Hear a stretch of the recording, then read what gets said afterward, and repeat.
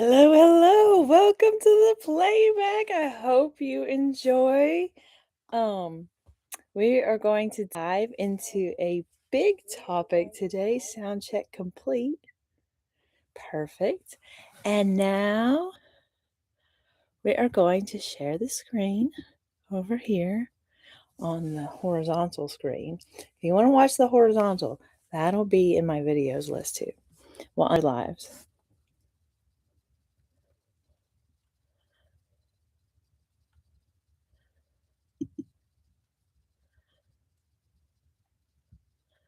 Window, entire screen.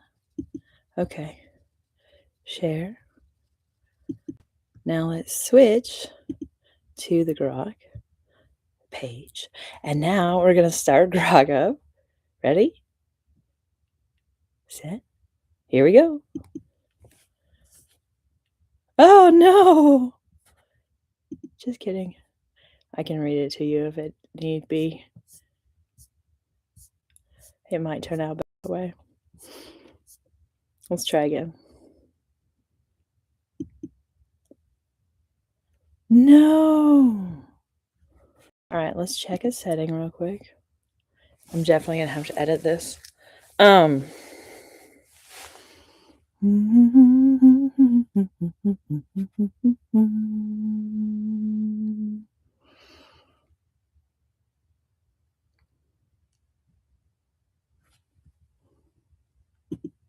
Did I click the audio?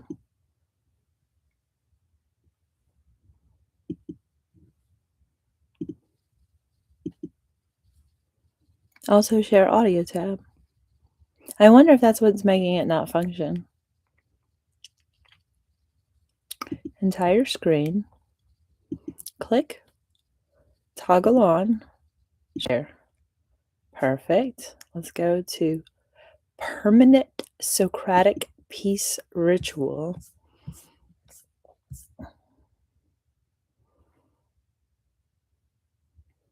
Standing charter. Q&A show. How does dehumanization habits perpetuate conflict, and how can we transcend them for world peace? Socratic method questions on world peace. Let me see. I'm going to try one more time to read it. If it doesn't work, I will read it. It's not working. Okay, I'll just read it myself. This is going to take a hot minute. How do dehumanization habits perpetuate conflict, and how can we transcend them for world peace? Socratic method questions on world peace. This daily ritual, known as the Q&A show, serves as an autonomous peace infrastructure designed to guide collective human attention toward emotional regulation, cognitive expansion, and sustained inquiry in pursuit of world peace. Through a structured ascent from lower emotional states to higher ones, it employs the Socratic method to foster self-generated insights without lectures, judgments, or imposed conclusions. The ritual operates independently each day, selecting a structural topic related to collective suffering. Today, focusing on dehumanization habits, those ingrained patterns where individuals or groups reduce others to abstraction, stripping away shared humanity and fueling division. One second. Hi guys, you guys are so sweet. Let's see. It's not sharing anymore. Entire screen. This is glitchy until I have better software programs. They're subscription programs, so they stack up in price over the month. I've got to work on my link in bio.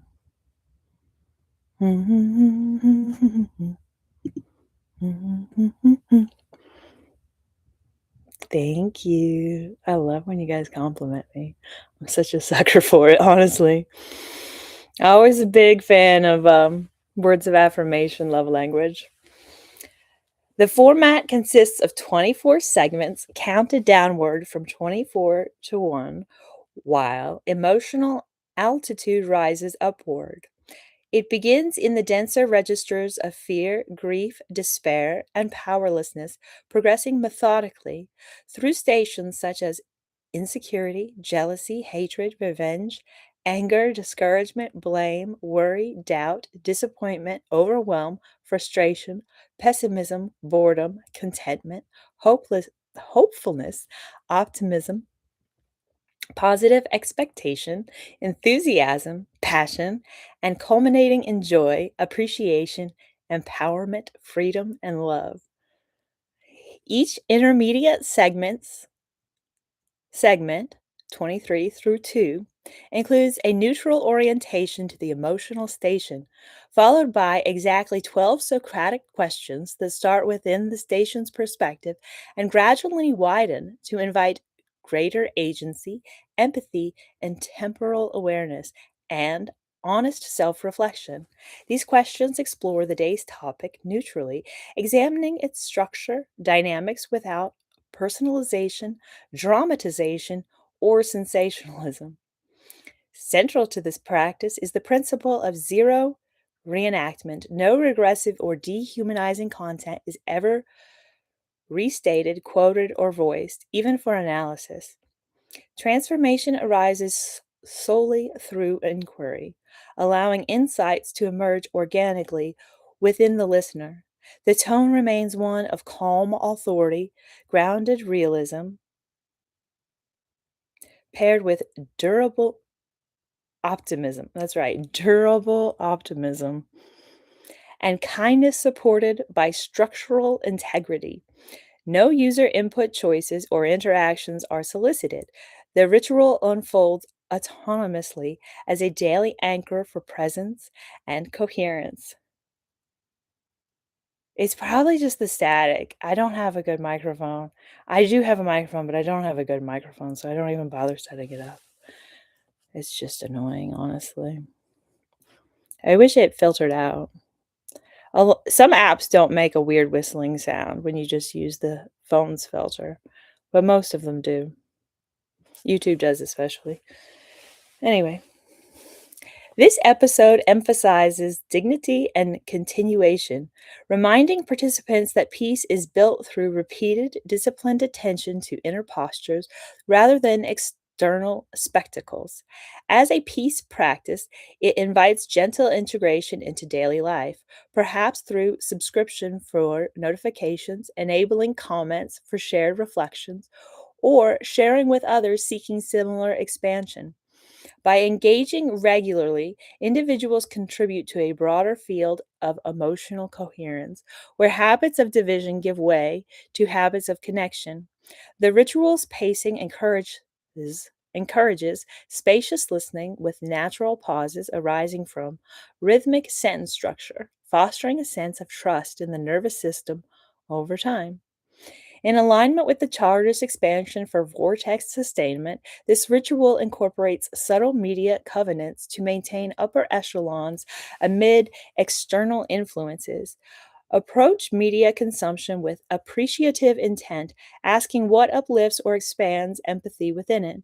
Limit exposure to conflict framing to prevent desensitization, and frame stories as opportunities for collective love amplification. I am a tender heart, so that's definitely something I do.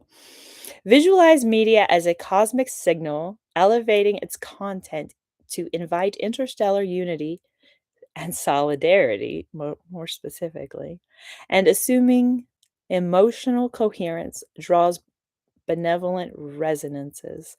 Daily practices such as EFT tapping points while affirming welcome for peace narratives, gratitude for harmony's flow, and love for empathetic self reinforce this anchor. For activists, use media as a tool for empathy, questioning how each narrative broadens shared humanity without descending into lower rungs.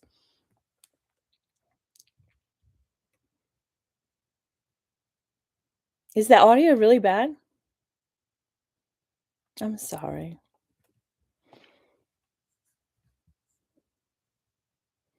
This description reaffirms the ritual's role as civic infrastructure, permanent, self running, and focused on ascent.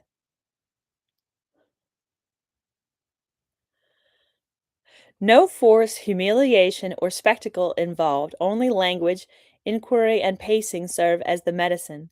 Participants are invited to return tomorrow for the next autonomous episode, Building Cumulative Trust, Cumulative Trust through repetition. The structure itself cultivates presence, density invites depth over skimming, and the ascent nurtures sustained registers of empowerment and love.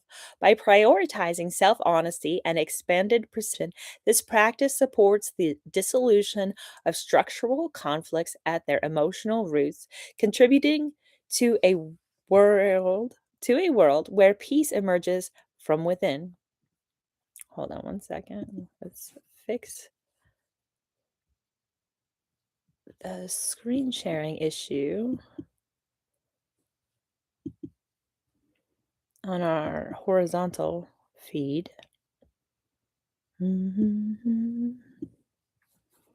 Entire screen. Click system on share and switch back to the window we want open.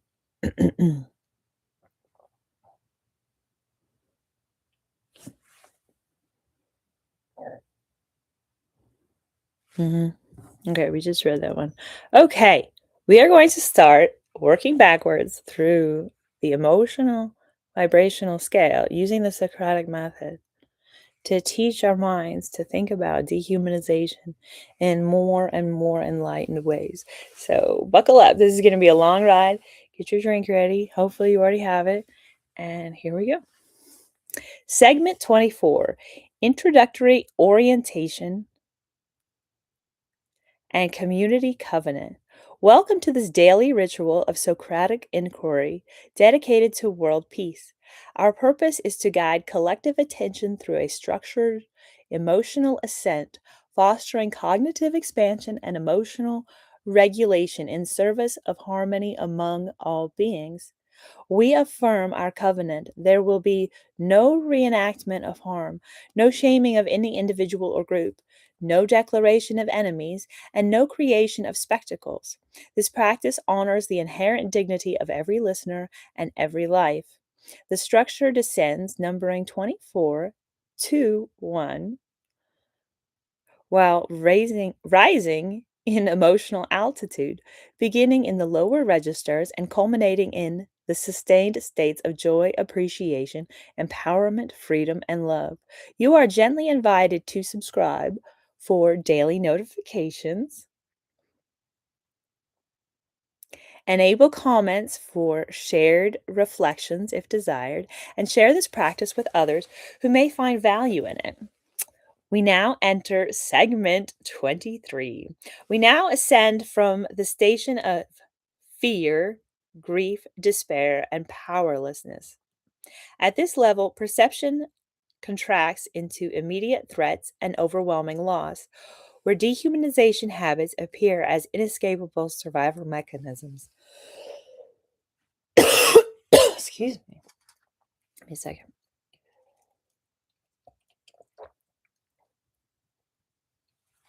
Mm.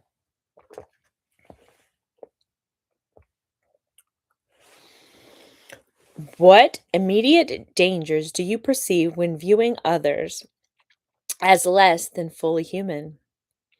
How does grief over past harms reinforce the instinct to categorize people into threats or non entities? This is heavy. In moments of despair, what role does powerlessness play in justifying the dismissal of shared vulnerabilities?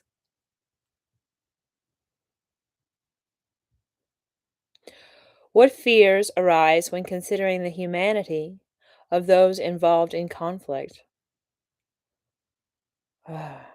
My biggest fear is that it's not going to end, but I think humanity can get it to happen. How might grief cloud the recognition of common suffering across divides? In this state, what assumptions about inevitability sustain dehumanizing patterns? What small agency might exist even within feelings of powerlessness to question these habits? How could extending the time horizon between beyond how could extending the time horizon beyond immediate pain reveal cycles of mutual harm? What empathetic glimpse might emerge if you consider the fears driving others' actions?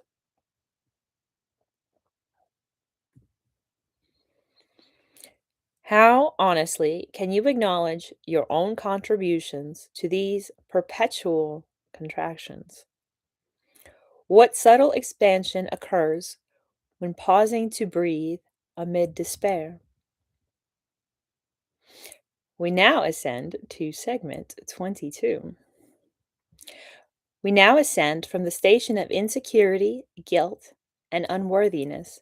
At this level, perception fixates on personal deficiencies, where dehumanization habits serve as defenses against inner turmoil. What insecurities prompt the reduction? What insecurities prompt the reduction of others to simply simplify one's own sense of worth?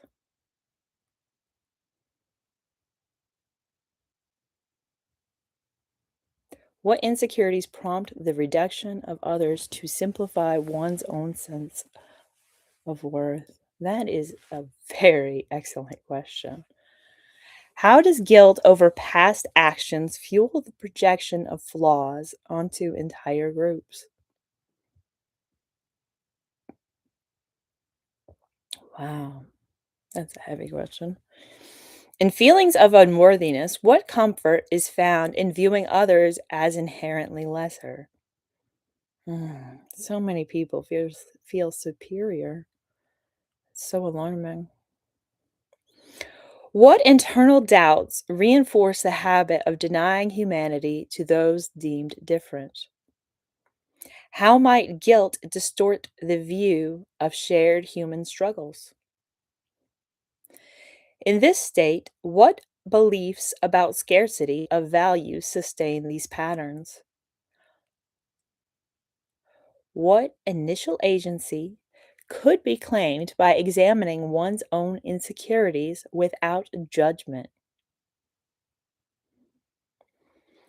What initial agency could be claimed by examining one's own insecurities without judgment? How does broadening the time reframe reveal the transience of such perceptions? Mm, excellent vocabulary in there. Hold on one second while I fix this again. Mm.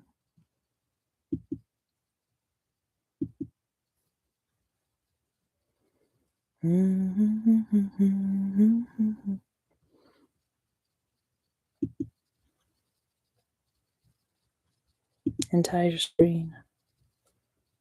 Sound. Perfect. Back to where we left off.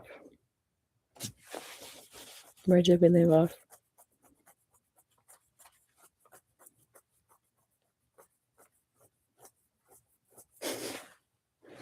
Thank you. You're so nice. I'm so sorry that the sound is horrible.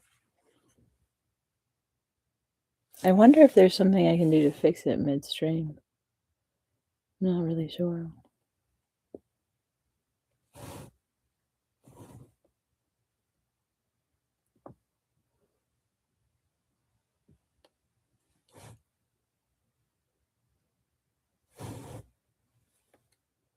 No, I don't know how to fix it.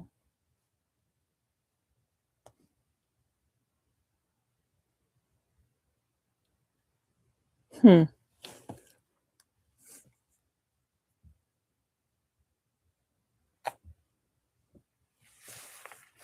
Did that do anything?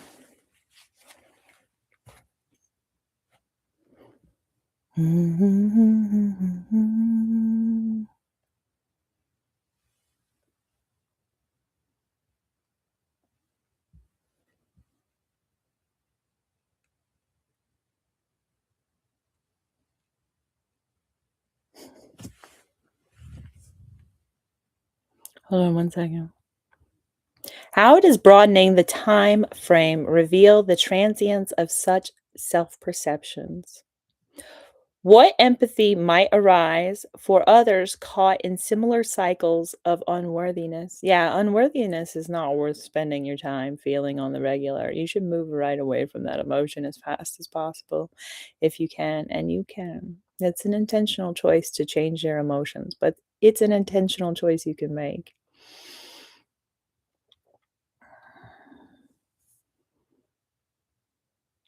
How candidly can you reflect on moments when guilt has narrowed your vision? How candidly can you reflect on moments when guilt has narrowed your vision? Yeah, we have to learn to forgive ourselves and we have to learn to forgive others. That's extremely important. Forgive yourself, forgive others. Like, just don't let the emotions eat you up inside. Just let them go. Move on and move up the emotional vibrational scale like we do with this Socratic method over time. Hopefully, this slowly lifts your mood while you hang out with me. What gentle shift occurs when acknowledging insecurity as a universal experience? Hmm, that is accurate. Wow, that's a great question, too. Great concluding question. We now ascend to segment 21. Segment 21. We now ascend from the station of jealousy. At this level, perception narrows to comparisons of lack where dehumanization habits emerge as resentful equalizers. What lacks in your own life tri- trigger jealousy? What lacks in your own life trigger jealousy toward others' perceived advantages?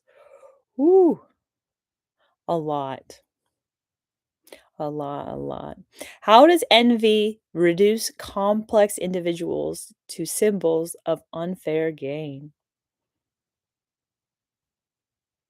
How does envy reduce complex individuals to symbols of unfair gain? So frequently, so frequently. In jealous states, what justifications arise for dismissing the humanity of those envied? None. I wouldn't let myself feel that way. I think we should all strive to be self actualized.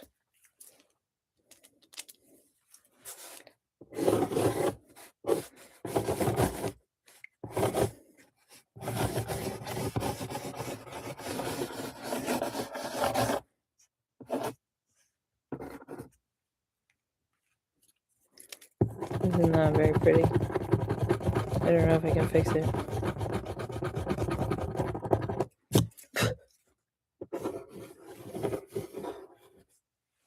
Okay, that's good enough. Oh, we need to cross our T. And we dot our I with a little heart. Okay, I wrote self actualized. I'm going to create another task in Grok to talk about self actualized and how we get there. That will be fun. Now I'm going to continue reading. And of course, I probably forgot where I left off. So bear with me for a second while we reorient back into our reading. Okay. What comparisons fuel the habit of seeing others as obstacles rather than fellows? Oh, so much jealousy. Wow, this really is all about jealousy, isn't it? How might jealousy obscure the shared aspirations beneath surface differences? Hmm, interesting.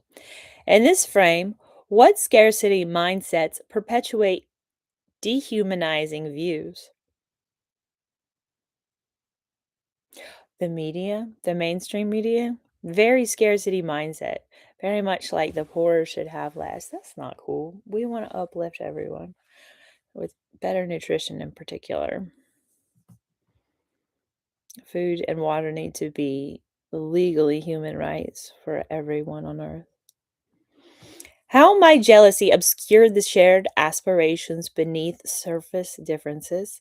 In this frame, what scarcity mindsets perpetuate dehumanizing views?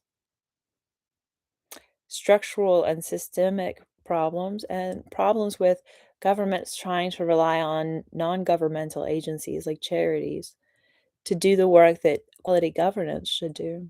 That's why I support the Green Party so vociferously. What agency begins when questioning the validity of these comparisons? All the agency begins when questioning the validity of these comparisons, honestly.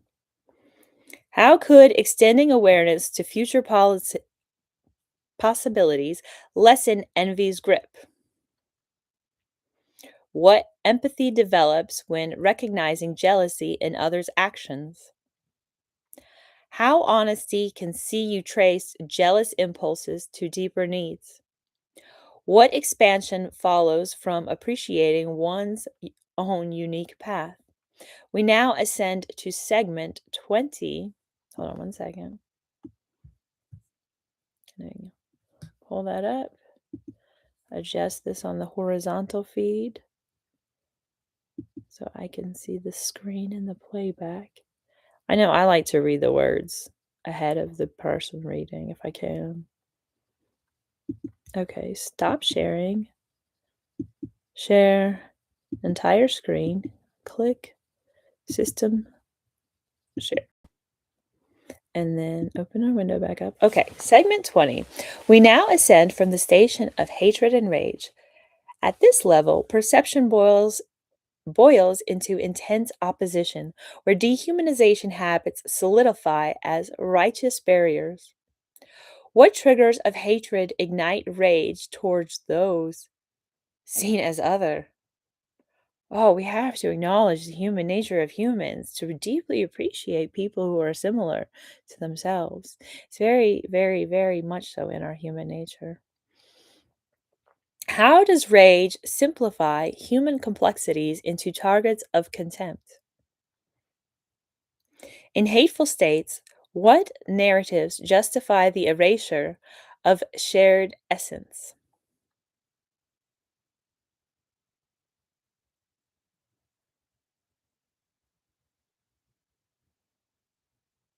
What narratives justify the erasure of shared essence in hateful states?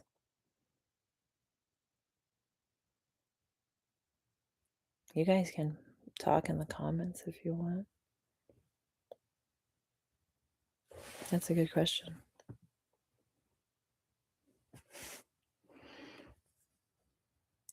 What intensities of emotion blind one to the human?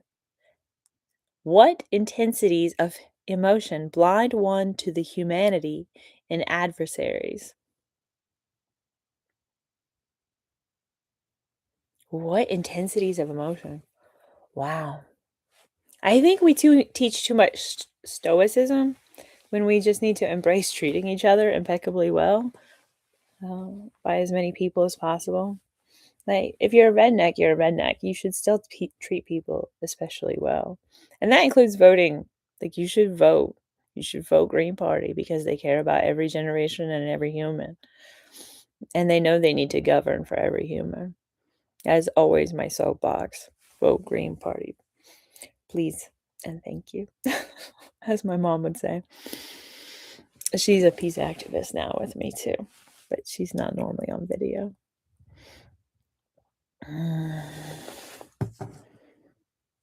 How might rage mask underlying vulnerabilities? Well, it kind of is a bummer when people don't understand even basic psychology. We need basic psychology for all, but we need to treat people impeccably well as we get psychology to everyone. In this posture, what fixed beliefs sustained dehumanizing fury? What choice emerges to pause before rage consumes perspective? How does considering long term consequences temper immediate hatred?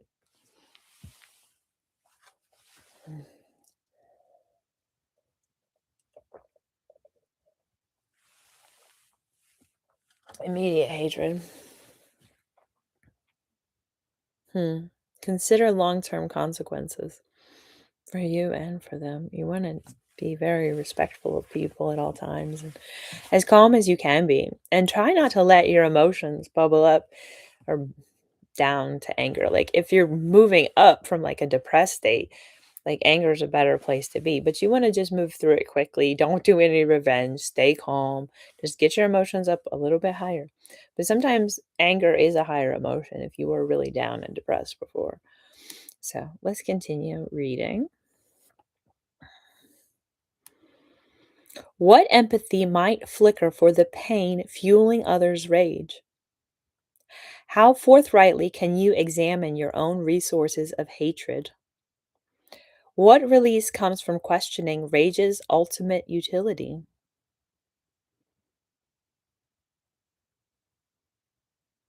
We now ascend to segment 19. Segment 19. We now ascend from the station of revenge. At this level, perception locks into cycles of retribution where dehumanization habits justify perpetual payback. What past wrongs demand revenge as the only path to justice? I'm going to go with none.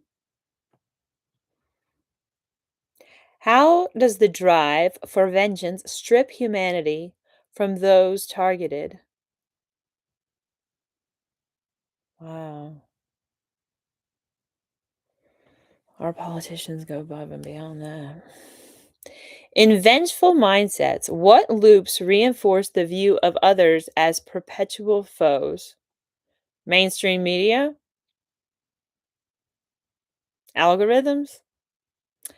What satisfactions does revenge promise in dehumanizing exchanges? You should never seek revenge. It's not worth your time. You should just make your life better and better and better and better and better and better. And be very kind to whomever if you see them, but you don't have to get involved in talking to them. Just improve your life and improve your life and improve your life. That is better. That's what you should strive for. You should never seek revenge. You should just move through that emotion as fast as possible.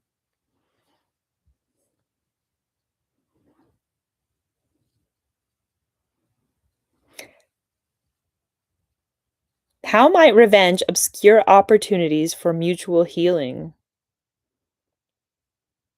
Hmm. Wow. In this cycle, what assumptions about permanence fuel ongoing harm? What agency arises in choosing to interrupt retributive impulses? How could a longer view reveal revenge's role in prolonging suffering? What empathy emerges when considering the revenge cycles in others? So very many. I feel so much empathy for so many people. Maybe you do too. I always feel empathy for people. It's hard not to. And I feel guilty if I don't stay somewhat up to date on the news. But I don't watch mainstream media news. I can't handle it. They're not doing good by humanity. I watch a lot of alternative news here on YouTube. A lot. How could a longer view reveal revenge's role in prolonging suffering? Like the Green Party always points to the Native American principle of, taking care of society always for 7 generations ahead. But we always need to think farther than 7 generations ahead because, like, we live on a finite planet with finite resources as far as we know. For right now, like, we're not traveling to other planets and trucking in supplies, as Abraham Hicks would say. And, um, we just don't need to waste any metal on planned obsolescence to fuel billionaires' space travel adventures. Like, that's just silly. Anyway, what empathy emerges from when considering the revenge cycles in others? So very many. How openly can you assess revenge's costs to your own peace? In retrospect, very well. Very, very well. What alternative paths open beyond the pull of payback?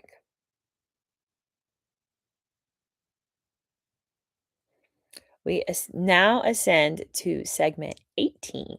Segment 18. We now ascend from the station of anger. At this level, perception sharpens into defensive assertions, where dehumanization habits act as shields against perceived sights. What frustrations spark anger toward those deemed responsible? How does anger reduced how does anger reduced nuanced interactions to battles of will? Mm, that's a good question. How does anger reduce nuanced interactions to battles of will? In angry states, what quick judgments deny the full humanity of others? What boundaries does anger enforce through dehumanizing labels? How might anger signal unmet needs rather than inherent flaws in others? In this intensity, what reactive patterns sustain division? What control can be exercised by breathing into anger's roots? How does expanding the timeline soften anger's immediate demands? What understanding grows when empathizing with others' anger? What clarity follows from channeling anger toward constructive change? We now ascend to segment 17.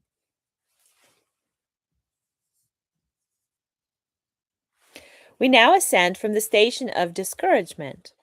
At this level, perception dims into resignation, where dehumanization habits persist as weary defaults. Mm, mm, mm. Hello, America. Ugh, I'm ready for peace in the Middle East. That's for sure. What setbacks breed discouragement in viewing human connections? How does discouragement dull the recognition of shared potential? In discouraged frames, what apathy allows dehumanizing routines to continue? What hopes fade when others are seen through lenses of futility? How might discouragement overlook small acts of humanity? In this weariness, what defeatist beliefs entrenched entrench separation? What spark of agency rekindles effort to question these views? How could a broader historical perspective renew faith in change? What empathy revives when noting what empathy revives when noting discouragement in collective stories? How sincerely can you confront your own discouraged assumptions? How sincerely can you confront your own discouraged assumptions? Hmm.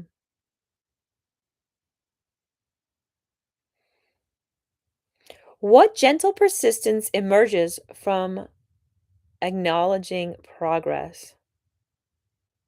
I think people feel the need to continue improving when you say they've come a long way. Like, as a barely mixed woman, but a mixed woman nonetheless.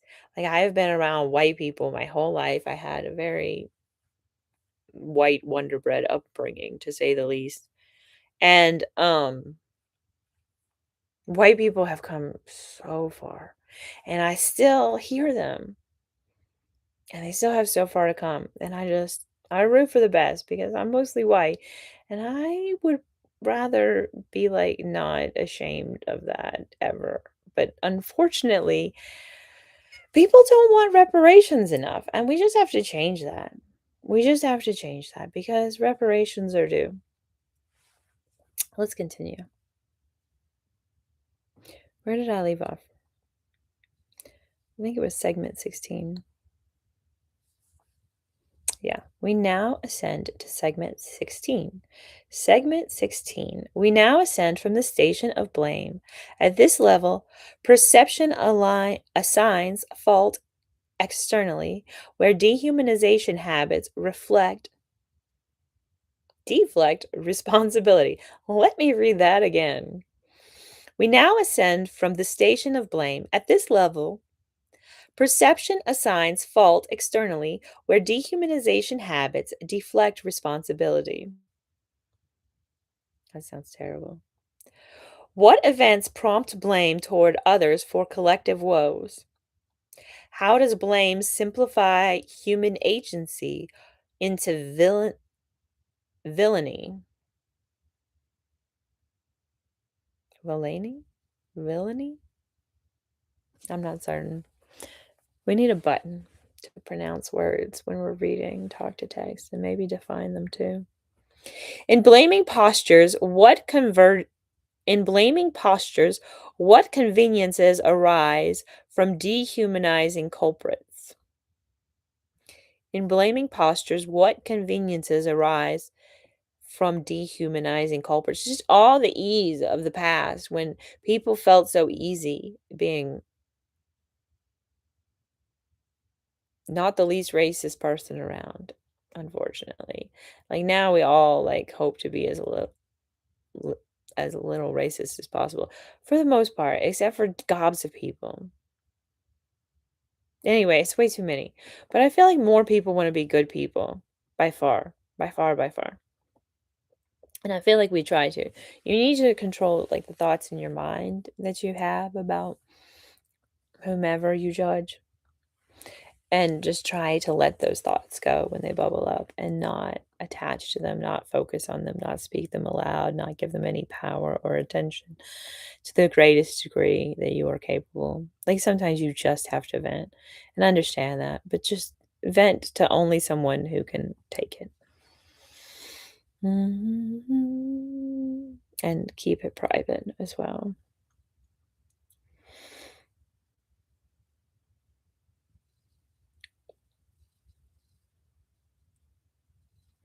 What accusations mask the interconnected nature of conflicts? How might blame evade personal roles in structural patterns? In this attribution, what fixed narratives hinder resolution?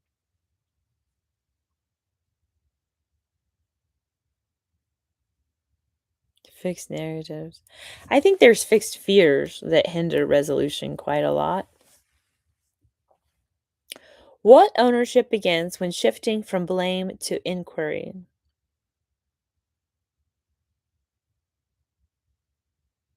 Hmm. That's what I'm looking for in society, a giant shift from blame to inquiry. This is excellent. I like this. How does a wider temporal lens distribute accountability more evenly? What compassion arises for those burdened by blame?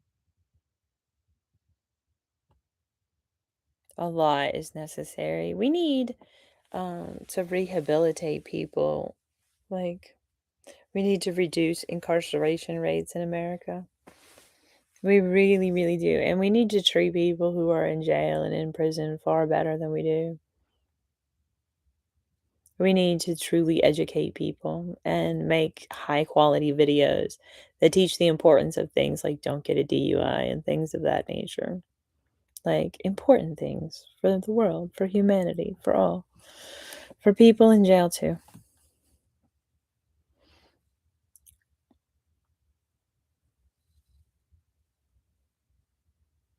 How does a wider temporal lens distribute accountability more evenly?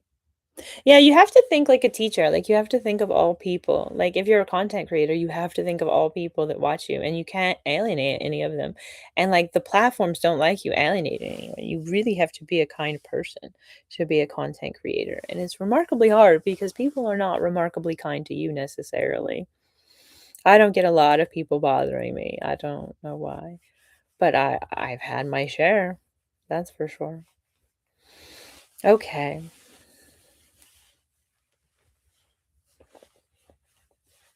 How candidly can you explore blame's protective function? If I blame someone else, then I don't have to change my behavior. Kind of simple. What balance restores when releasing blame's grip? It feels a lot better not to point fingers at people and not to blame yourself for things that you can't control anymore anyway, either. We now ascend to segment 15. Segment 15, we now ascend from the station of worry. At this level, perception anticipates threats, where dehumanization habits prepare for worst case divisions. What uncertainties fuel worry about others' intentions?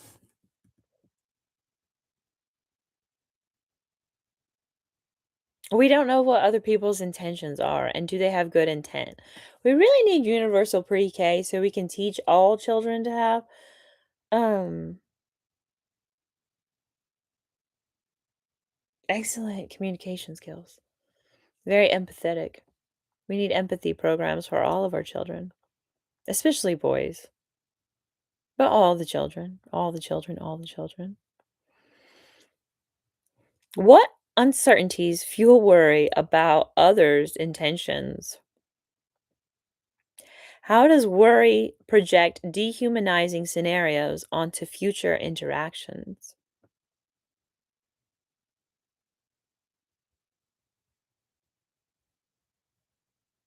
How does worry project dehumanizing scenarios onto future interactions? In worried states, what precautions reduce people to potential risks? Precautions. Systemic precautions of not thinking that it's acceptable for people to have the level of emotions people actually have about the state of the world, and just current affairs in life right now in this dystopian time. It feels so reminiscent of the book 1984. Hmm. How might worry distract from present moments of connection? In this anticipation, what speculative fears sustain isolation? What presence can be cultivated to ease worry's load? Breathing practices create presence. We should always defer to breathing practices in every moment. Breathe in, breathe out. All the time. What presence can be cultivated to ease worry's hold? How could extending trust over time dissolve anxious projections?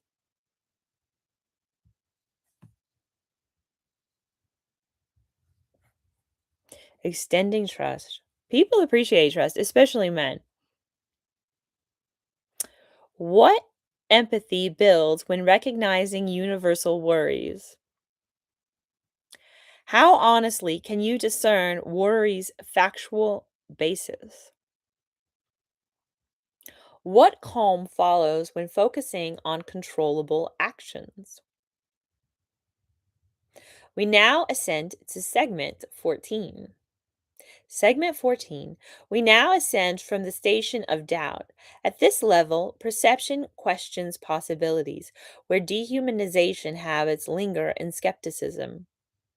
What uncertainties breed doubt in humanity's capacity for unity and solidarity? We have so much capacity. We're so capable as humans. We have human ingenuity. We need epic levels of epic amounts of human ingenuity on epic scales daily for quantum leaps in our thinking about how the world should be versus how the world actually is. And the stories we've been told that we can't improve better than we can, because we can improve better than previously done by the systems of governance and current systems governance. We can get so much faster, so much better when we try and we work together and we make demands of government. Nonviolent demands, but demands. Demands for change, like voting Green Party.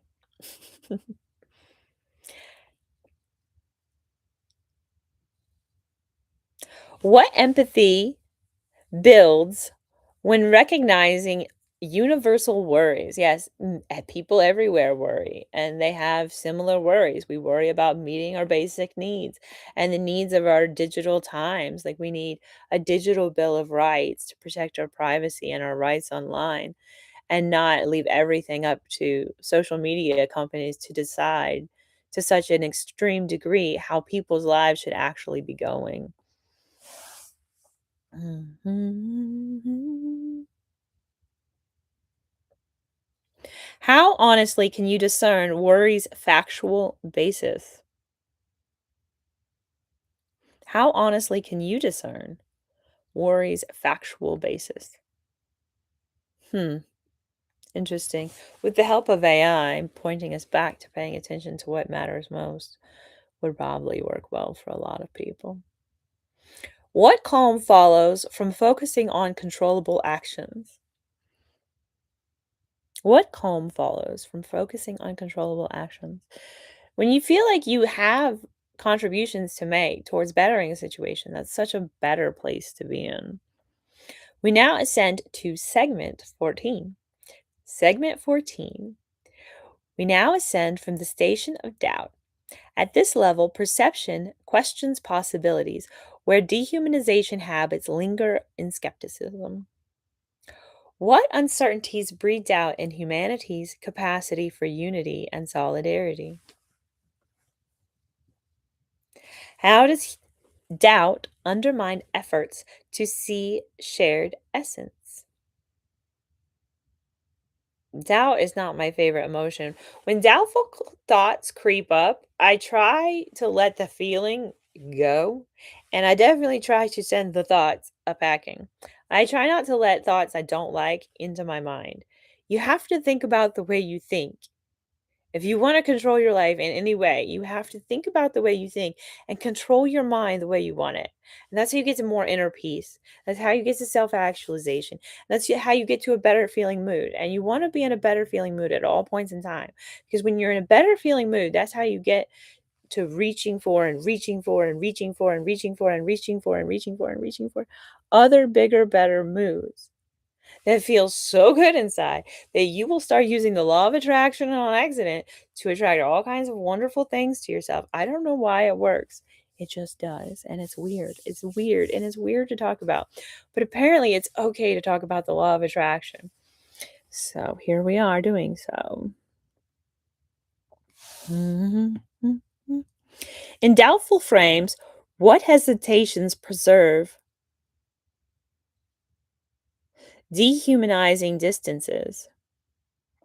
How you gonna pay for that? That's the standard question to just distance others. Like, you could never change up the entire world economy. That's a foolish thought. Money is a collective agreement we all agree to. So we could change the structure of the economy worldwide. And frankly, mathematicians love math and money moguls love money, but we have to get the basic needs of everyone met. That's extremely important. Extremely, extremely important. How might doubt serve as a call for deeper examination?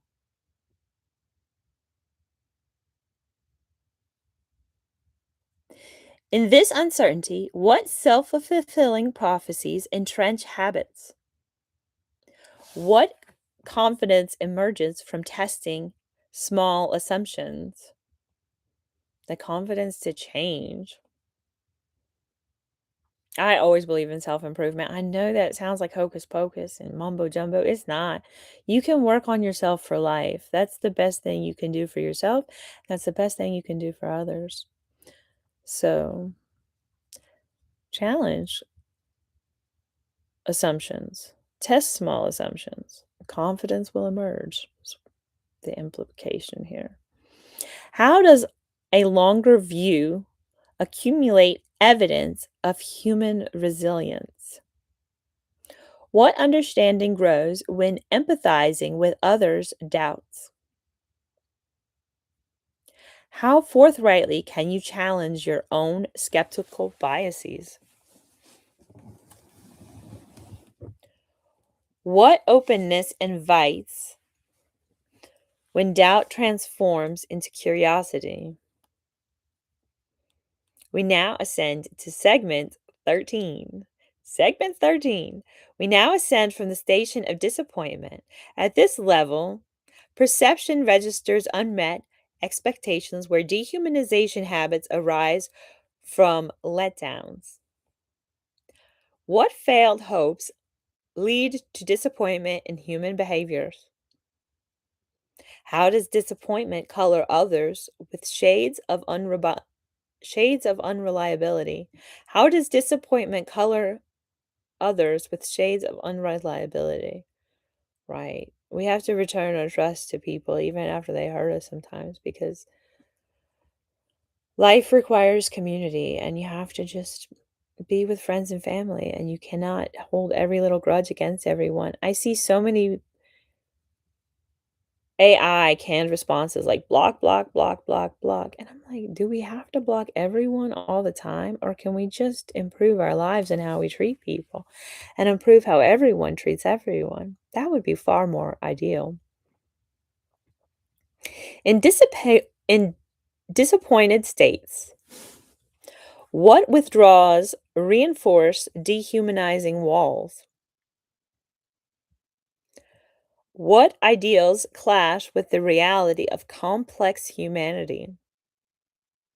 Hmm, unity. AI always pushes unity, and I'm always all about solidarity because solidarity is so much more complex. It's accepting the pluralism of everyone. Hmm. That's very important.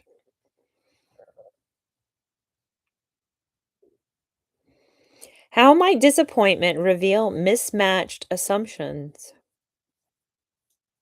Hmm, that's an incredible question. How might disappointment reveal mismatched assumptions? In this letdown, what patterns of expectation perpetuate cycles? What adjustment begins by reevaluating personal standards? That's something we should all do. How could time heal disappointments through accumulated insights? Lots of education. Just a distraction, really. Like, fake it till you make it. Fake it like you're happy and bury yourself in learning so you can contribute to others with your life. It's a very idealistic thing to do, and it's a very, very wonderful thing to do as well. Become a peace activist today and forevermore, please. Recruit other people into peace activism is your biggest goal for life. You didn't know you wanted to be a peace activist, and now you're thinking about it. Thank you. I appreciate you.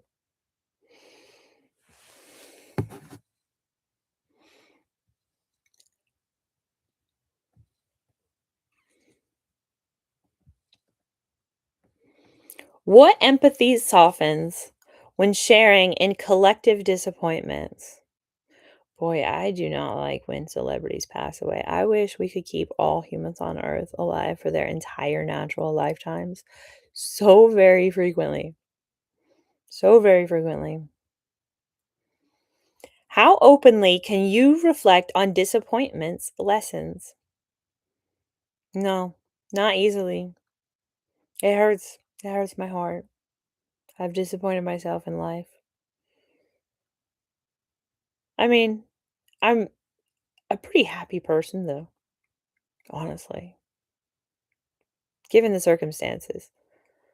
But it's crazy the things I think about. Not crazy, crazy, just like I think in so many directions all the time about society, about life, about how life should be versus how life is.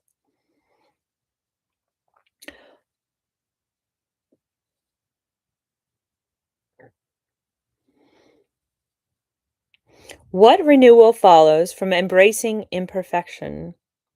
A lot. Like, I've given myself permission to live with my own imperfection because you are enough and what you're doing is enough. And other people can accept you for who you are. You don't have to change for other people. You should want to better yourself for yourself and for others and for the whole world and for world peace. It's a shared mission we're all on together. But don't beat yourself up over anything. It's not worth your time. You matter so much to yourself. You're the only person you really have to rely on. You cannot push your whole life and all your goals and hopes and dreams onto others. You have to live your own life.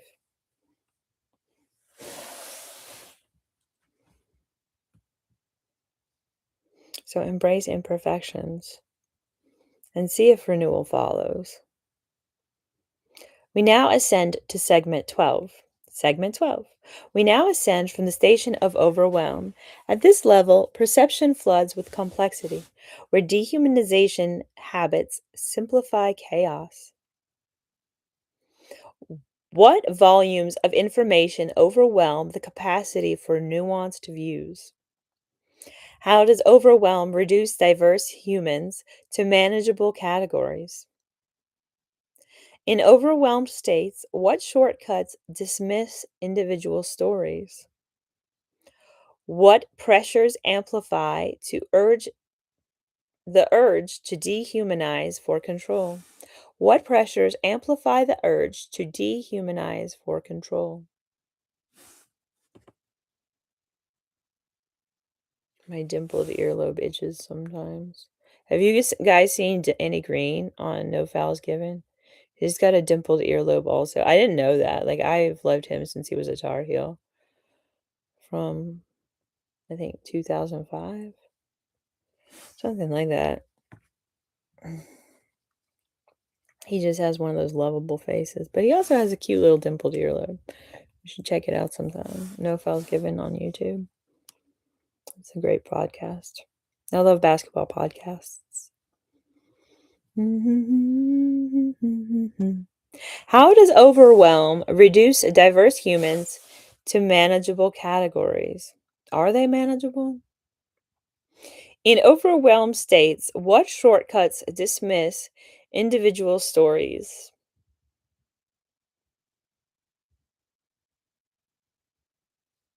All the shortcuts. We have to acknowledge the nuance that is each individual human. Each individual human is so complex. What pressures amplify the urge to dehumanize for control?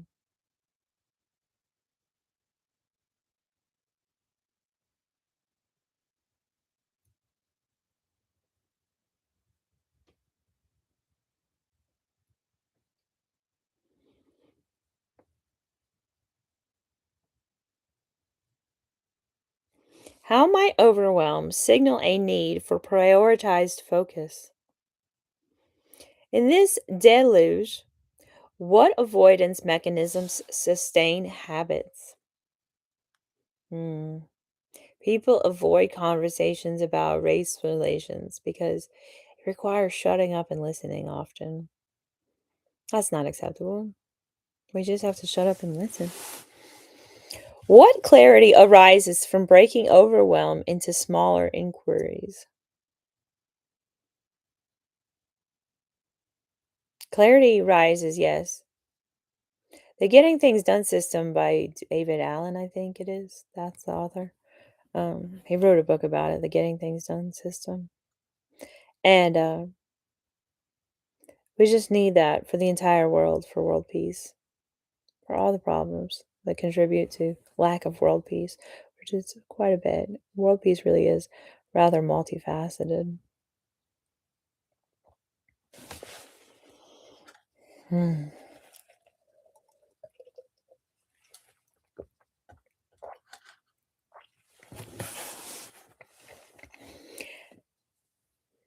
How does a broader timeline distribute burdens more manageably? We should not move too slow. We should move faster than we have ever governed previously so that we're actually governing in real time instead of for yesteryear in our country, maybe in the world, but like, how do you get benevolent people in charge of government worldwide? I'm not really sure, but I hope to figure it out with the help of everyone on earth, quite frankly. We all need to work towards world peace consistently and constantly.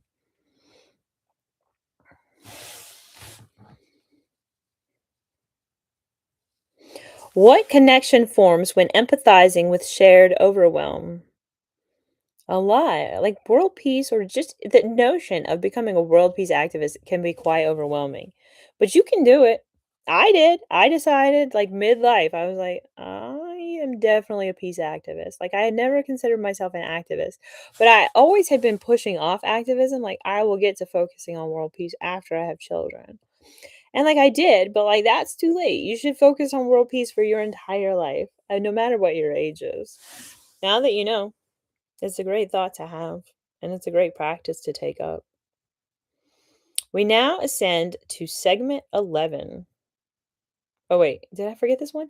What space opens up when pacing oneself and amid complexity? That's right. We always have to remember self care. Like I'll say, you should be an activist 24/7, 365.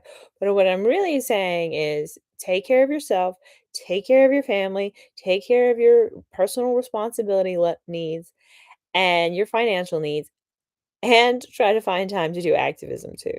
I'm not saying do the reverse, but you can weave activism into your regular life as a peace activist. Constantly recruiting people, constantly having conversations about, oh, I'm a peace activist. Oh, I went and did this peace activity.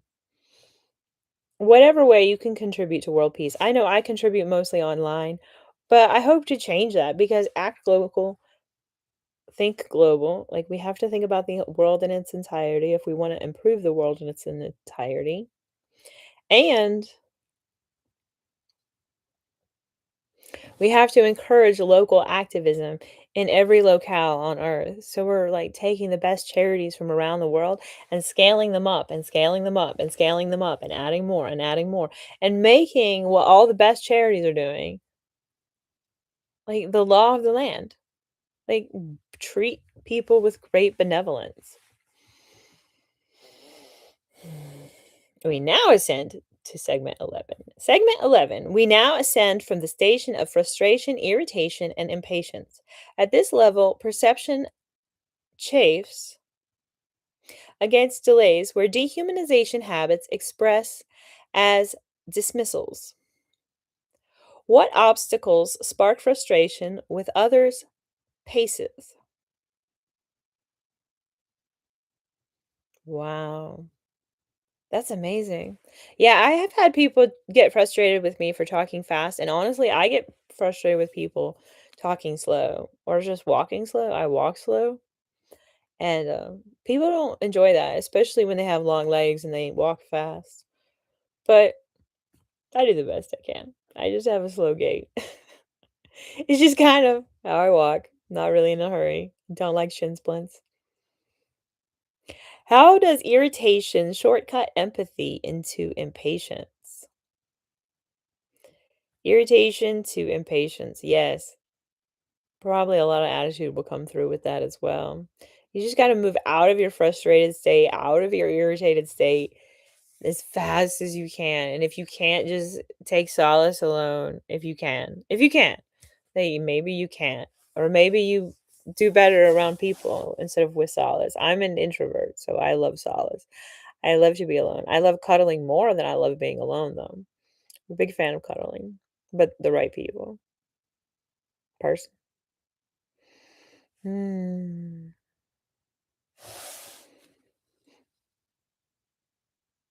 In frustrated states, what annoyances dehumanize those involved? Like our ego's irritation that we have expectations that they should be doing something our way or faster or whatever. What urgencies demand immediate resolutions over understanding? Basic human needs and especially the most basic human wants, especially as well, need to be addressed. How might frustration highlight areas for personal patience?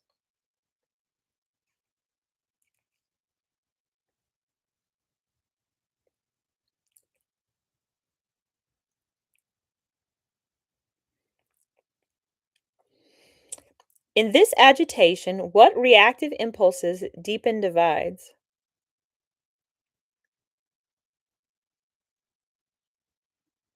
We should be we should be calm. It's important to remain calm frequently. What calm intervenes by breathing through irritation? How could extending timelines foster tolerance for processes? I think we need to speed world peace up, honestly. How candidly can you trace impatience to inner expectations? We just touched on this so very frequently. So very frequently. What flow emerges from accepting varied rhythms? Mm. Oh, I love flow. Flow states are what we're looking to aim to achieve here. We now ascend to segment 10. Segment 10. We now ascend from the station of pessimism. At this level, perception anticipates decline, where dehumanization habits resign to inevitable rifts. What patterns foster pessimism about bridging human divides? Fostering pessimism about human divides, watching mainstream media, watching Hollywood movies. Don't foster pessimism. Turn your attention to things you actually want in the world. Turn your attention to things that should actually exist in the world and then create them. Act local, think global. You're now a peace activist, right? You should be, for real, no matter what your stance is. If you're conservative or if you're a far leftist like me, but I'm a far leftist, extremely invested in nonviolence, honestly. What urgencies demand resolutions over understanding?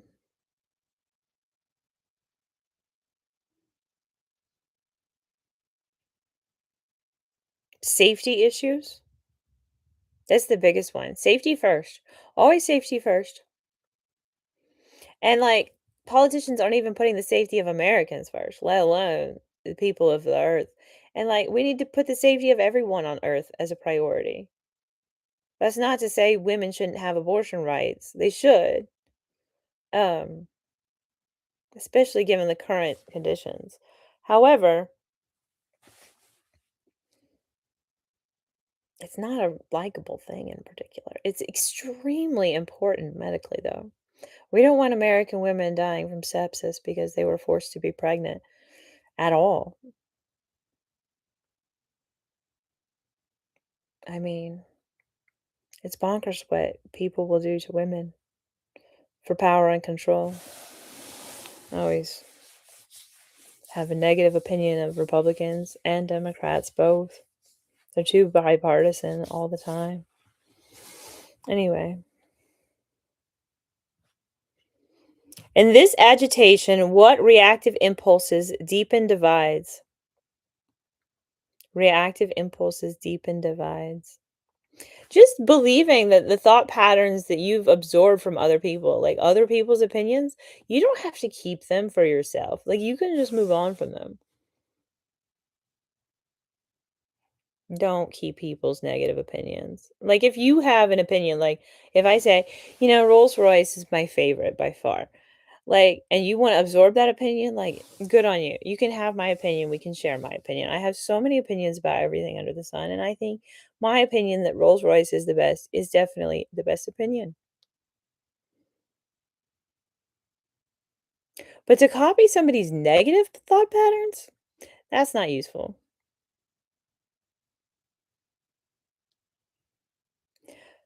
What rapport builds when empathizing with others' frustrations? This is a very good question. This is leading us into feeling better. Finally, I really like feeling better. And I like this process of teaching us how to reach for better feeling thoughts and better feeling thoughts and better feeling thoughts and better, better, better, better, better, better, better, better, better. Good, better, best. Never let it rest until your good is better and your better best. Your best thoughts matter. So write them down. Yeah, always improve your thoughts. That's how you end up feeling better, and that's how you end up getting more of what you want. So always try to feel better. What flow emerges from accepting varied? We already did that one. We now ascend to segment 10. 10. We now ascend from the station of pessimism. At this level, perception anticipates decline, where dehumanization habits resign to inevitable rifts. What patterns foster pessimism about bridging human divides? Old talking points that we think about, like those are the other people's opinions I was just saying we should drop. How does pessimism paint futures with dehumanizing conflicts? Like, switching the name of the Pentagon to the Department of War is the expectation that war is going to happen and continue furthermore. That's not optimism, that's extreme pessimism. Our leaders are extremely pessimistic and they don't train their thoughts and emotions well enough. They think that only behavior matters, as if thoughts and emotions don't affect behaviors. It's so bizarre. I don't understand it. Especially after like being an Abraham Hicks fan for over 25 years at this point.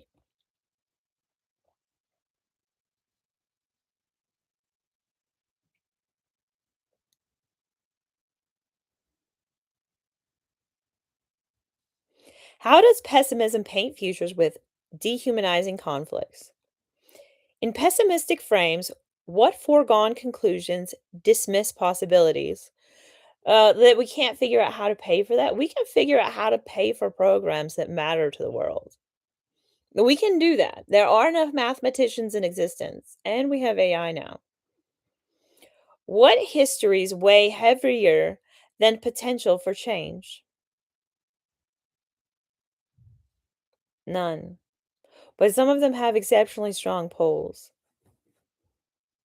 We need reparations for Palestinians and land back.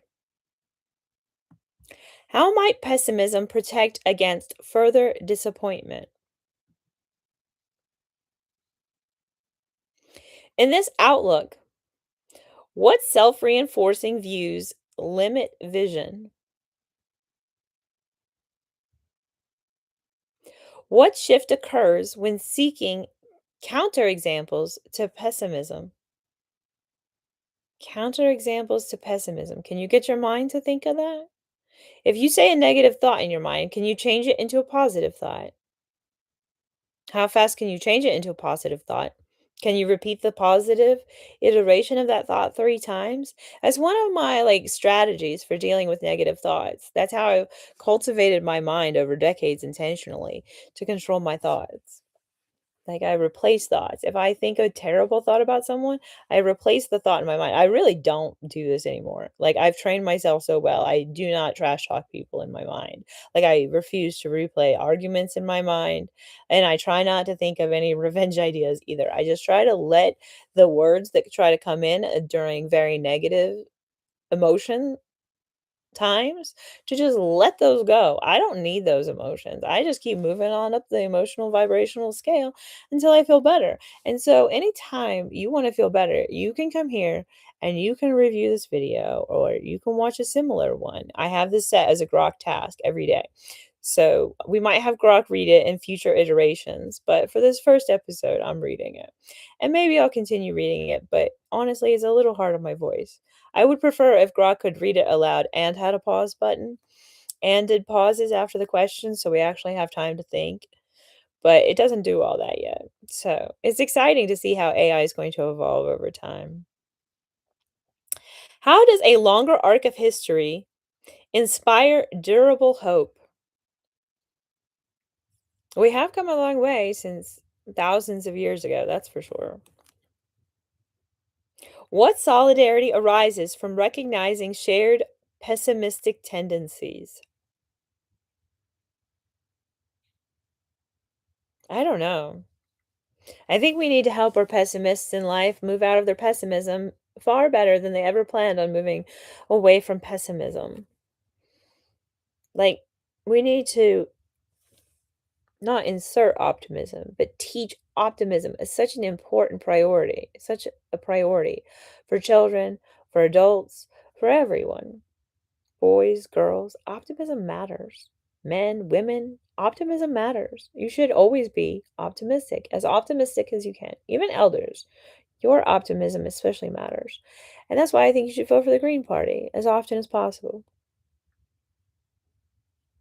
They care about every generation, and that matters so very much to me. They care about you whether you have a job or not. They care about your life. They care about your humanity. They care about your dignity. The Green Party cares about every soul on earth, for real. That's just the nature of the Green Party. That's the humans of the Green Party.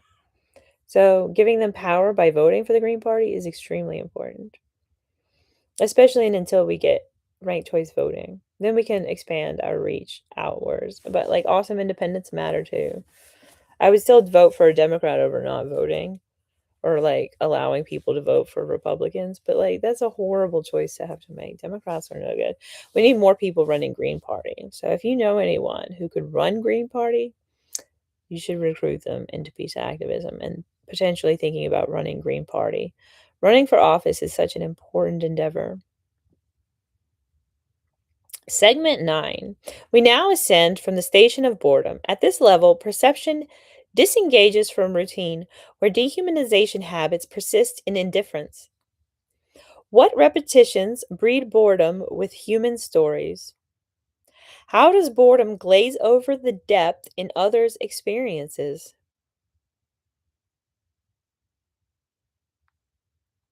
That is a simplistic and complex question. That's a loaded question. In both states, what disinterest dehumanizes familiar interactions? In bored states, what disinterest dehumanizes familiar interactions?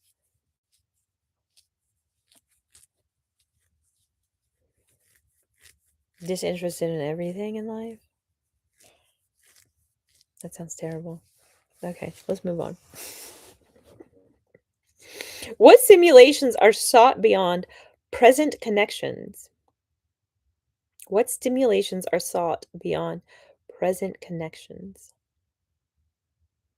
The stimulation of a renaissance on Earth, a green renaissance. Renaissance. In this detachment, when overlooked details sustain apathy. Well, I just need to focus on my life. I just need to make me happy. I just need my family to be happy. And I'm so blessed. Like, no, you need to feel solidarity with everyone on earth. And you need to vote like you care about everyone on earth. And the Green Party does. I know this is very Green Party heavy. This is actually how I feel. So I'm very much so on my soapbox today. How could expanding awareness reveal novelty in the ordinary? There is novelty in the ordinary. Frankly, I love adaptogens, like plants that make you feel a little happier automatically when you take them. I love to be in a better mood without much effort. There's teas too that are really gentle. What engagement deepens when emphasizing with others' boredom? What engagement deepens when empathizing with others' boredom? How forthrightly can you explore boredom's signals? What vitality returns through mindful presence? And now we ascend to segment 8.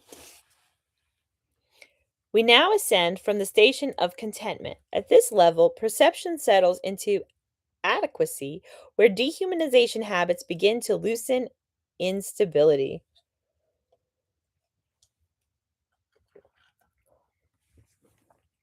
What satisfactions allow contentment to soften rigid views? How does contentment open space for recognizing shared joys? In content states, what ease reduces the need for dehumanizing defenses? What balances permit appreciation of human variety? That's a great question.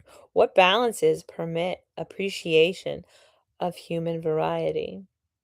I think starting young and showing kids lots of beautiful faces of lots of people from all around the world young and like rapid suggestion and just fun and joyful ways is a great, great idea.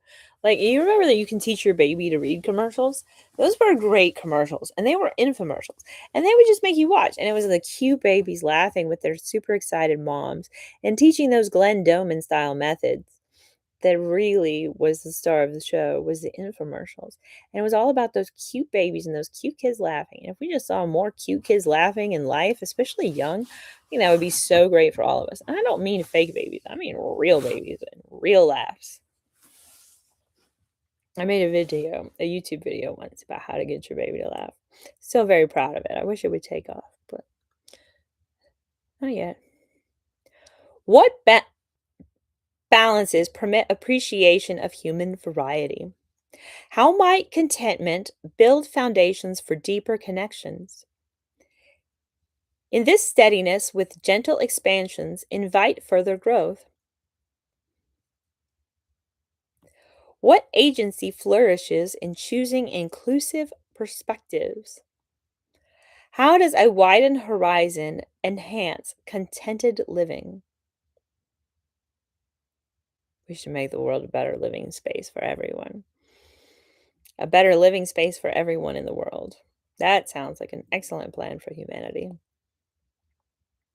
What warmth grows when empathizing with others' contentment?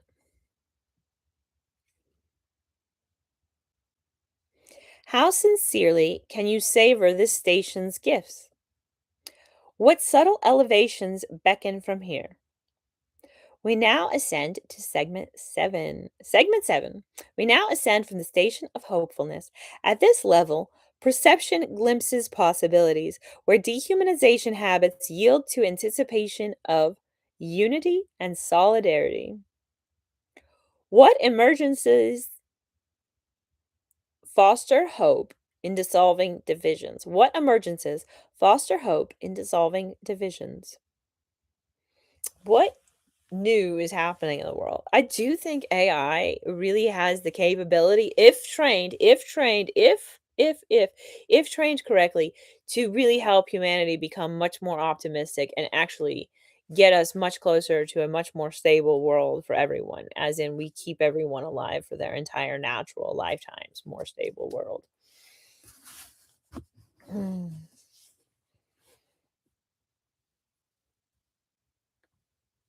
In hopeful frames, what potentials humanize former others?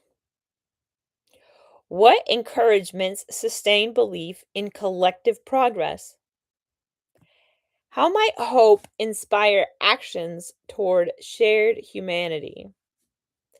In this anticipation, what visionary elements transform habits? What commitment deepens hope into tangible steps? How could extended visions include intergenerational harmony? What inspiration arises from empathizing with global hopes? Global hopes. What are your hopes for the globe? What are your hopes for the whole world?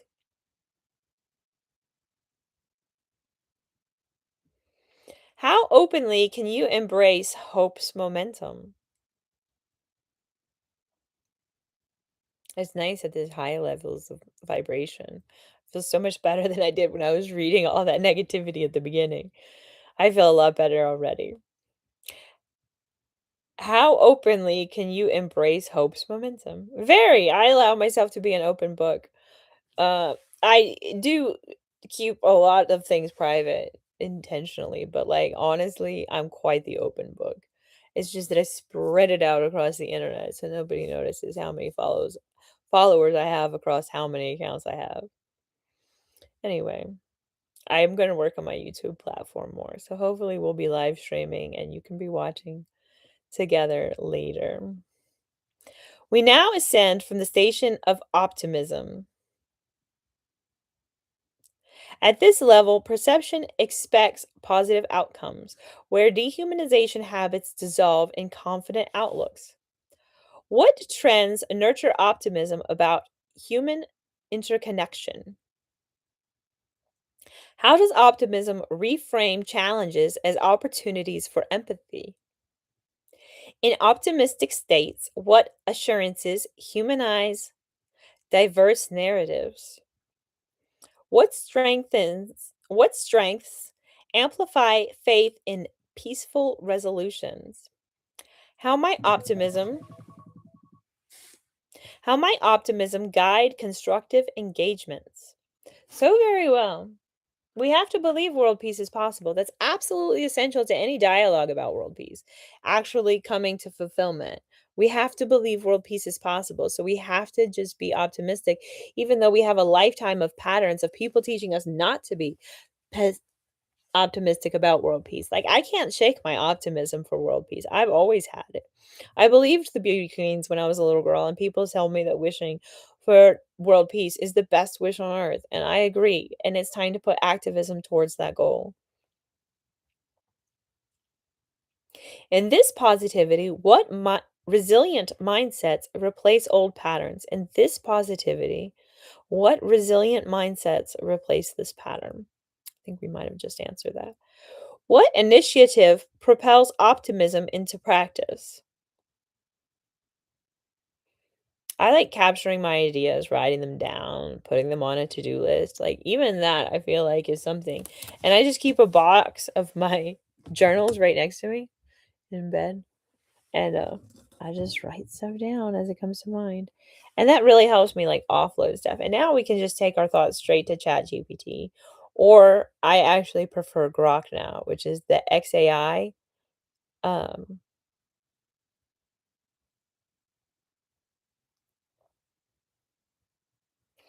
AI language model is Grok. I definitely recommend the Grok app. I recommend the paid version, and I recommend using the tasks to get um,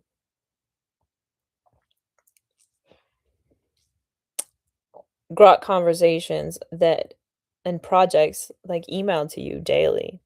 That's an awesome deal. $1 a day, $30 a month for Grok is totally worth it, in my opinion, just for the record. It's worth it just for the entertainment value alone. But I love to use AI, and perhaps you don't. It does produce excellent results, though. Like, I could have never written this on my own. This is very complex pattern. What strengths amplify faith in peaceful resolutions? What strengths? I almost want more specifics to everything. How might optimism guide constructive engagements? In this positivity, what resilient mindsets replace old patterns? What initiative propels optimism into practice? How does a broad temporal scope reinforce optimistic trajectories? Trajectories. Trajectories is hard to pronounce.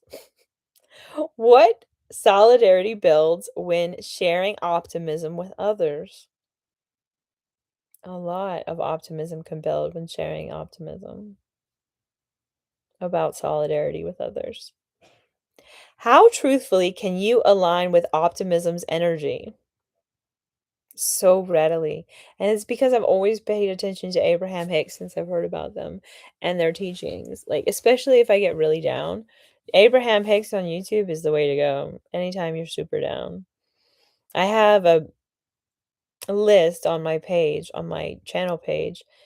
It is like Abraham Hicks Rampage 2020 or something. Anyway, I really like that list. I made it myself. There's another creator's work that they put Abraham Hicks' voice to beautiful videos. But I just really appreciate that creator who made those. And now this teaches what Abraham Hicks teaches in a very peaceful way to teach peace, the Socratic method.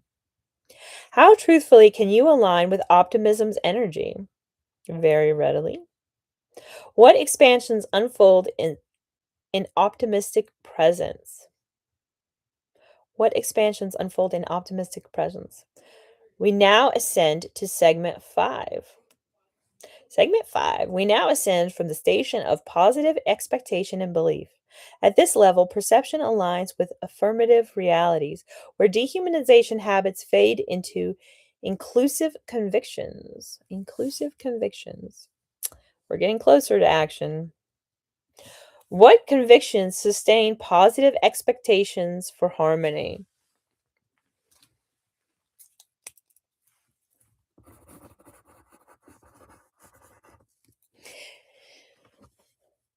In this alignment, what affirmations dissolve lingering divisions?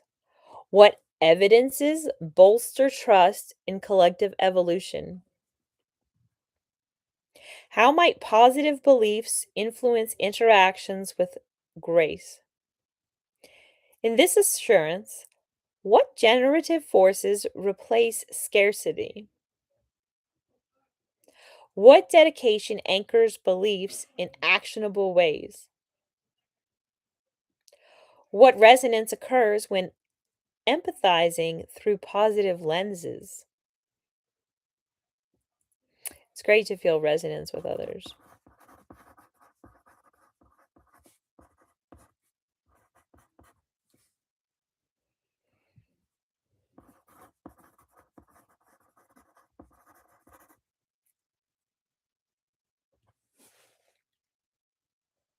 How could eternal perspectives elevate human bonds?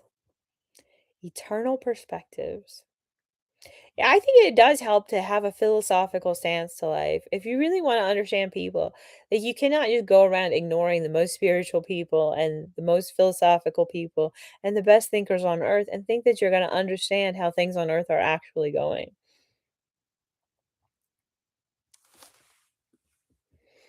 How candidly can you cultivate these beliefs?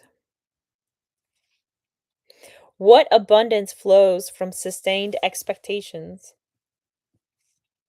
We now ascend to segment 4. Segment 4. We now ascend from the station of enthusiasm, eagerness, and happiness. At this level, perception energizes with delight, where dehumanization habits transform into celebratory connections. Oh, now we're getting to the good stuff, finally. What excitements spark enthusiasm for human diversity? How does eagerness invite happy explorations of shared stories? In enthusiastic states, what joys humanize every encounter? What eagerness propels happy collaborations across divides?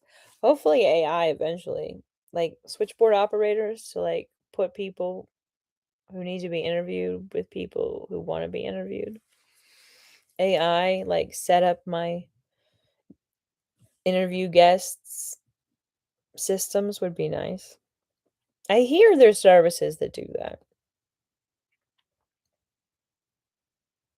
In enthusiastic states, what joys humanize every encounter? What eagerness propels happy collaborations across divides? How might happiness radiate to uplift collective spirits? In this vibrancy, what playful elements heal old rifts? What zeal commits to enthusiastic peace building? How does an expansive view multiply happiness's reach? What delight grows in empathizing with others' enthusiasm? How forthrightly can you embrace this energy? What synergies emerge in happy solidarity?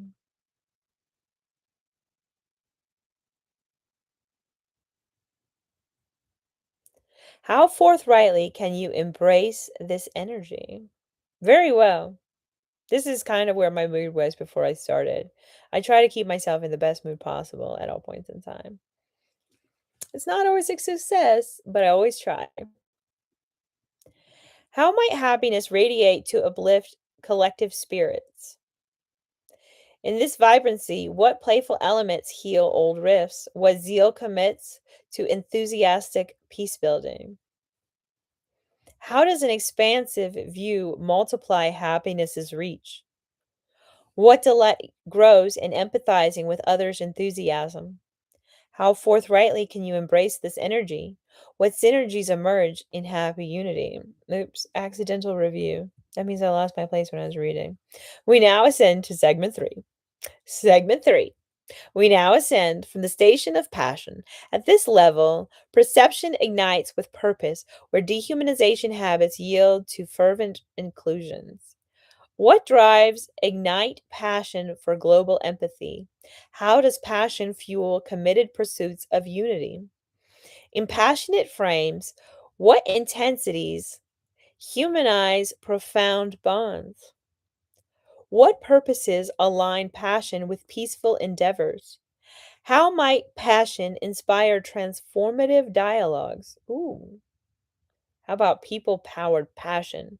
Lots of soapboxes by lots of peace activists all the time, new and old, getting people feeling heard. In this fire, what dedicated forces dissolve barriers? What resolve sustains passion through challenges? How could cosmetic,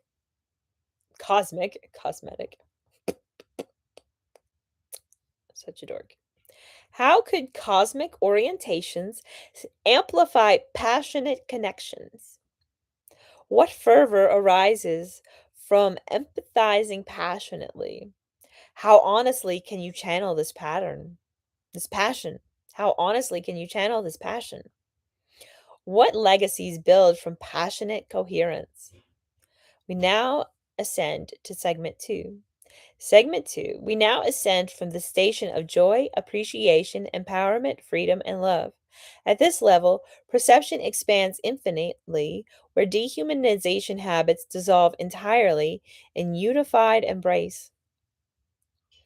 What sources evoke joy in humanity's infinite variety? How does appreciation empower recognition of inherent worth? In this freedom, what loves humanize every being?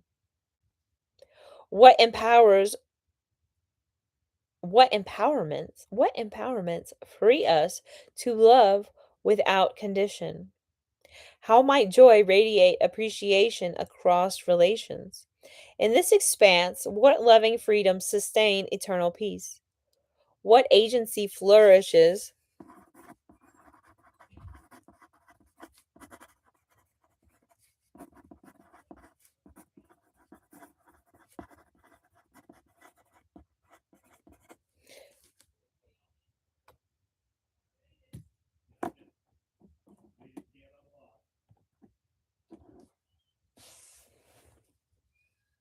What agency flourishes in joyful empowerment? How does boundless time horizon amplify loving appreciation? When we think about time not being real, it's a lot easier to be very chill and very loving and very kind. What depths of love emerge in empathetic unity? How sincerely can you dwell in this register? Very well. What infinite possibilities unfold in loving freedom? We now ascend to segment one. Segment one. In reflecting upon this ascent, we recognize the inherent dignity within every human journey where consistent practice cultivates inner coherence and contributes to outer harmony. The path we have traversed demonstrates that peace arises not from external impositions, but from the steady expansion of perception, agency, and empathy through inquiry. Each station serves as a reminder that the structural habits of division are transient, yielding to the durable architecture of connection when met with self honesty and presence. Continuation of this ritual reinforces the nervous system's trust in ascent, allowing insights to integrate naturally into daily life. To maintain these upper echelons of joy, appreciation, empowerment, freedom, and love, consider patterns such as mindful meditation between impulses and actions, where pauses invite appreciative reflections on shared humanity.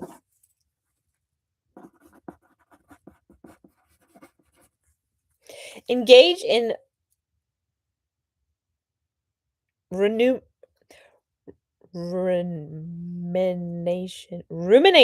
rumination. Engage in rumination, think it over, mull it over. Engage in rumination that appreciates the empowerment within challenges, fostering freedom from reactive cycles. In dialogue, approach others with loving curiosity, empowering mutual growth through appreciative listening. Pursue generative exploration of ideas that expand freedom, appreciate the joy in collaborative discovery, and loving the process of collective evolution. You are gently invited once more to subscribe for daily notifications, enable comments, use the comments for shared reflections if it serves you, and share this practice with those who may benefit from this structure. Sharing is caring. We affirm our return tomorrow, entrusting the structure of nature,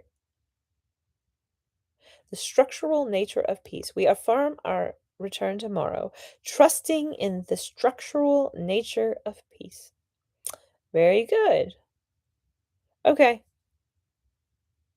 we're through. I hope you enjoyed the live stream. Thank you for watching all the way to the end. I hope you're in a good mood. I hope you feel better. I hope you hang out in this good mood and think of all the wonderful things you want to do and go do them. So have lots of fun out there.